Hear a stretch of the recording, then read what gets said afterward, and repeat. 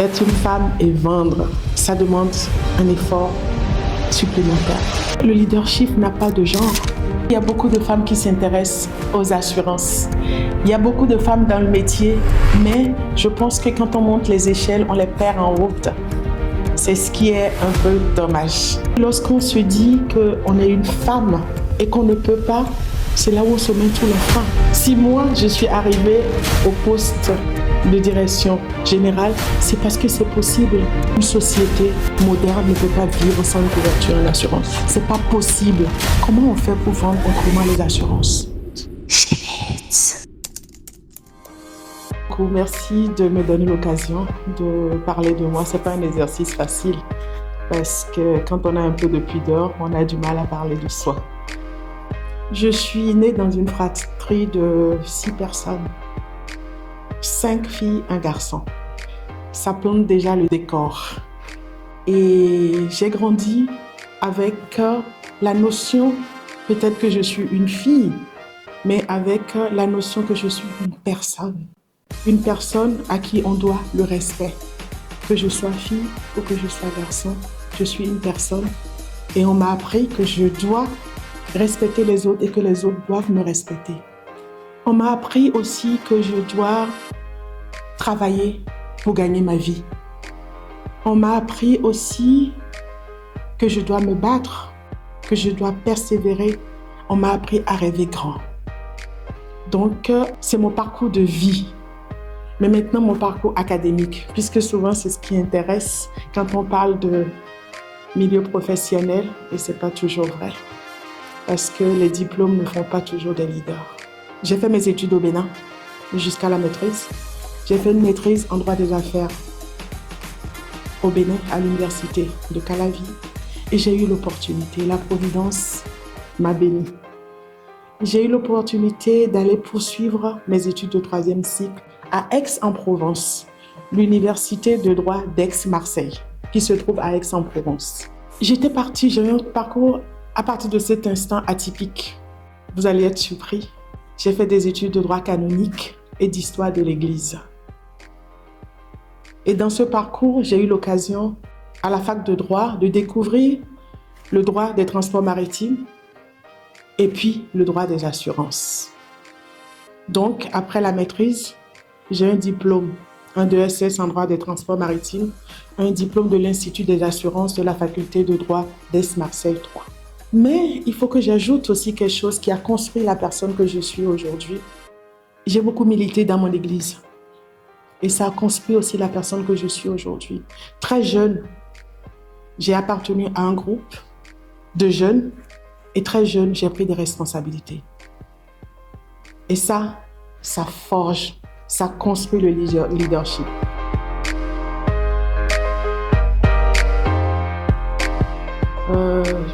Je ne connaissais pas très bien les assurances. Je voulais faire du droit. Et j'ai fait l'Institut des assurances, en droit des assurances. Mais j'ai découvert les assurances sur le terrain. Et à partir de cet instant, j'ai compris qu'une société moderne ne peut pas vivre sans une couverture en assurance. C'est pas possible que les gens construisent des maisons sans les assurer. C'est pas possible que les gens mettent une voiture sur la route sans l'assurer. C'est pas possible qu'on puisse ne pas prévoir pour l'étude des enfants. C'est pas possible qu'on puisse travailler et ne pas avoir une couverture en assurance santé. Et ce qui me plaît en assurance, parce que j'ai pas commencé en front office. J'ai commencé les assurances au niveau de ce qu'on appelle les sinistres. C'est la promesse, c'est le règlement des sinistres. C'est ce que nous promettons, c'est ce que nous vendons en réalité. Nous vendons le règlement des sinistres. Et j'ai commencé au niveau du règlement des sinistres. Et c'est là où l'assurance prend toute son essence. C'est là où on voit l'intérêt des assurances. Parce que vous voyez les victimes, surtout en automobile. Et lorsque vous rencontrez une jeune fille qui a 20 ans, a fait un accident de la route, les 2 jambes broyées, si le chauffeur du véhicule qui l'a cogné n'avait pas une assurance, elle n'aurait jamais rien eu. C'est vrai que l'indemnité ne peut pas réparer les jambes, ne peut pas réparer la vie qui est brisée. Mais les assurances peuvent réconforter. les assurances peuvent réparer des préjudices. Donc, c'est ce que j'ai découvert en faisant le règlement des sinistres et ça m'a accroché, ça m'a plu parce qu'on contribue à quelque chose.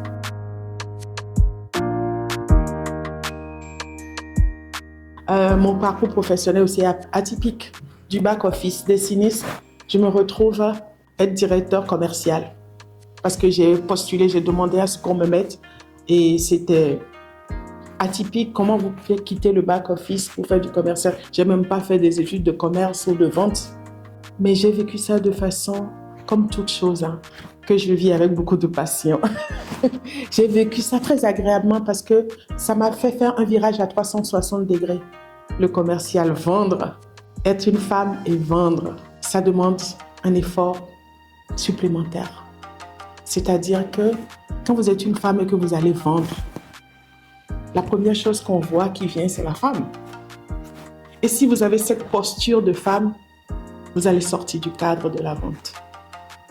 Mais si vous avez votre posture de professionnel et que ce que vous vendez, ce n'est que le produit que vous amenez, ça change tout, ça recadre tout le monde. Donc, j'ai vécu ça avec beaucoup de plaisir, beaucoup de responsabilité aussi parce que, en tant que directeur commercial, on porte la réalisation des objectifs de la compagnie d'assurance. C'est beaucoup de pression, c'est beaucoup de doutes parfois des échecs, parfois des succès. Mais moi, j'ai toujours travaillé dans les assurances en ayant un objectif précis, de faire les choses autrement. Parce que les produits d'assurance que nous vendons, nous gagnerons à les adapter aux besoins de nos populations. Nous gagnerons à adapter nos canaux de distribution. Je ne veux pas dire à les tropicaliser, mais à les rendre conformes aux personnes à qui on les adresse. Donc, dans ce parcours en tant que directeur commercial, j'ai cherché comment on fait pour vendre autrement les assurances. Sur les produits, je n'avais pas beaucoup de pouvoir parce que les produits sont conçus et on a du mal, même aujourd'hui, même en tant que directeur général, à modifier les produits que nous vendons. Mais les canaux de distribution, on peut travailler dessus. Et dans ce cadre-là, on a essayé des choses qui sont très intéressantes. Le secteur informel au Bénin, complètement écarté. On a essayé de travailler comment on peut trouver des produits pour adresser l'informel. Et ça, c'est des expériences qui m'ont marquée.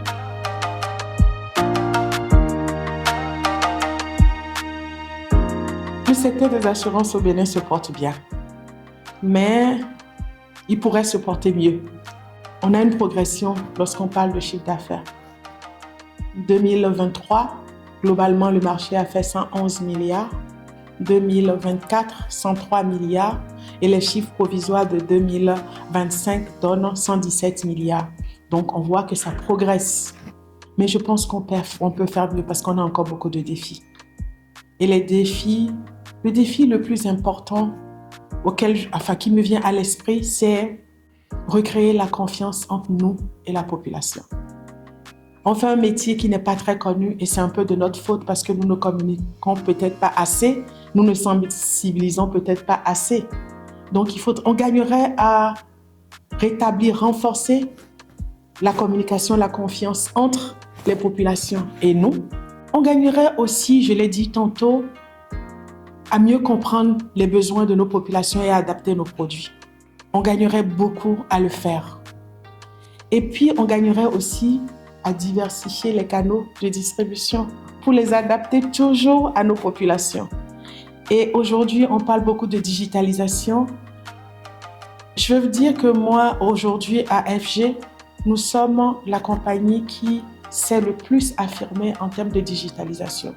Nous avons fait une application de vente de produits d'assurance automobile, multirisque habitation, voyage, complètement digitalisé de bout en bout. Et on travaille à ce que les gens reconnaissent ce canal de distribution. Donc, il y a ça à faire. J'ai parlé aussi de la confiance. On gagnerait aussi à améliorer le règlement des sinistres. Je vais vous dire quelque chose qui va vous surprendre. AFG, en 2025, on a réglé 6 milliards de sinistres, toutes branches confondues. 6 milliards, c'est beaucoup.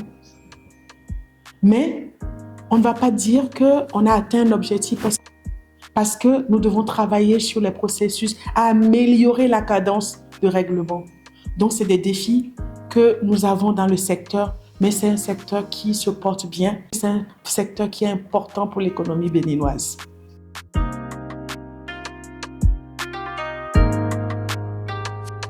Je pense qu'il y a beaucoup de femmes qui s'intéressent aux assurances. Il y a beaucoup de femmes dans le métier, mais quand on monte les échelles, on les perd en route. C'est ce qui est un peu dommage. Quand je prends le cas de AFG, sur le nombre total d'employés, on a 37% de femmes, mais on n'a que 15% de chefs service femmes. Vous avez vu, on a perdu la moitié en chemin lorsqu'on commence pas à monter en grade. Donc, il y a des femmes qui s'intéressent au métier. Elles s'intéressent souvent à la partie qu'elles pensent facile, la partie vente. Je crois qu'elles ont un peu peur de tout ce qui est technique. Quand on regarde, il y a un institut des assurances sur notre marché de la zone, à l'IA, à Yaoundé. Il n'y a pas beaucoup de femmes. Il n'y a pas beaucoup qui osent passer le concours. Maintenant, qu'est-ce qui leur fait peur? C'est la grande question.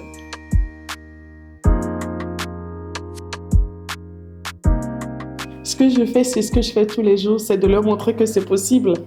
Si moi, je suis arrivée au poste de direction générale, c'est parce que c'est possible. Et le leadership n'a pas de genre. Je pense que lorsqu'on se dit qu'on est une femme et qu'on ne peut pas, c'est là où on se met tous les freins.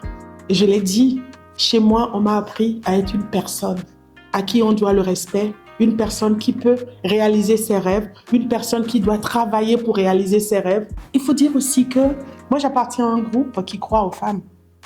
Et je vais faire référence au chairman de mon groupe, Koné Dosangui. Quand on regarde, mais au poste dans les filiales, mais il y a sur 6 filiales, il y a 3 femmes, sans compter les femmes DGA. Donc, déjà, il y a des hommes qui font confiance aux femmes, dont lui. Et moi, je voudrais juste que les femmes qui sont dans l'entreprise aujourd'hui me fassent confiance en moi parce que je ferai tout pour qu'elles puissent évoluer. Mais être femme n'est pas un passeport. Et puis, ce n'est pas une question de quota. Est-ce qu'elles ont la compétence? Est-ce qu'elles veulent occuper des postes de responsabilité? Parce que c'est la question à ce niveau. Ce n'est pas de dire il faut que les femmes gravissent les échelons, il faut que les femmes progressent. Est-ce que les femmes veulent? Est-ce qu'elles ont compris que la féminité n'est pas un passeport et qu'il faut qu'elles travaillent? Après, l'entreprise va mettre en place ce qu'il faut pour les accompagner. Parce que c'est vrai qu'en tant que femme, il y a des contraintes spécifiques. Une femme qui fait un enfant a moins de flexibilité dans la gestion de son temps qu'un homme. Donc, l'entreprise va pouvoir créer un cadre pour l'encourager.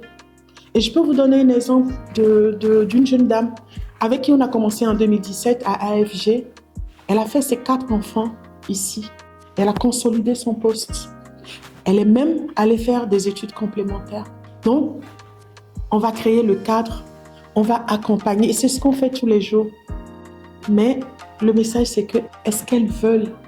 Parce que je le redis, ce n'est pas une question de quotas. Si on respecte les quotas, ce n'est pas valorisant pour les femmes.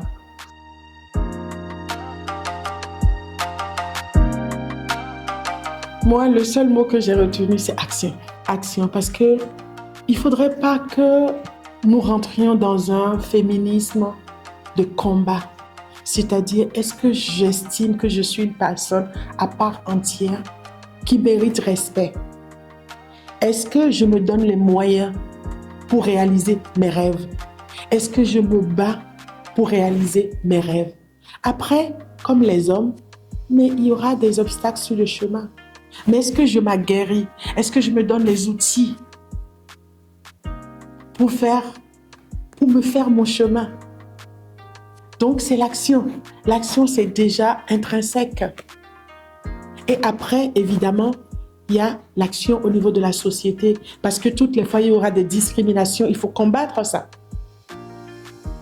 Toutes les fois, il y aura des obstacles parce que c'est une femme, il faut combattre ça. Et puis la société aussi, je l'ai dit, c'est de voir comment on peut aider les femmes. Mais à condition qu'elles-mêmes, elles puissent vouloir. Parce qu'on peut mettre en place tout ce qu'il faut, mais est-ce que si la femme, la jeune fille, elle ne prend pas conscience de son potentiel, elle ne sait pas qu'elle peut, elle ne peut pas rêver plus grand.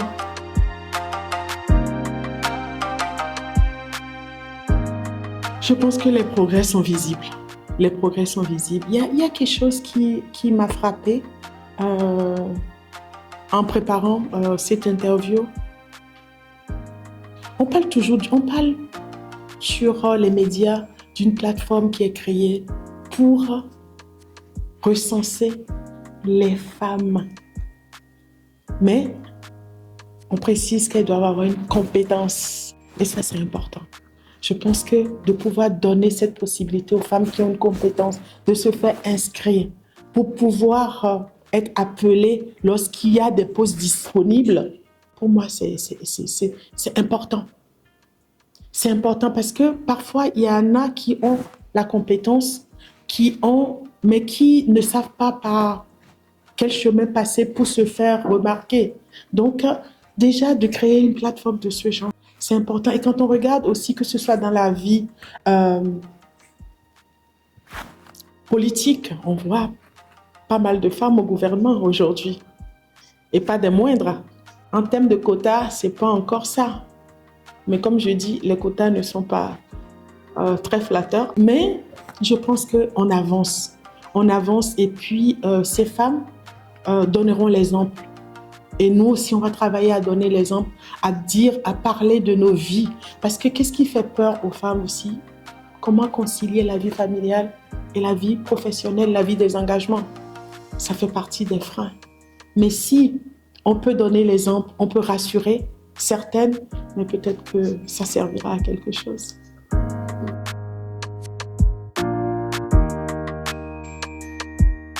Oser se former, acquérir la compétence. Je ne pense pas qu'on puisse être compétent dans une entreprise de 50, de 100 personnes sans que ça ne se remarque. Ce n'est pas possible. Et puis, il ne faut pas avoir peur. Il faut s'organiser pour concilier la vie familiale et la vie professionnelle. C'est possible. C'est beaucoup de cardio, mais c'est possible. Donc, si j'ai quelque chose à leur dire, c'est de se former, d'oser, de prendre la place qui est la leur, et puis de ne jamais se sentir comme une intruse à une place.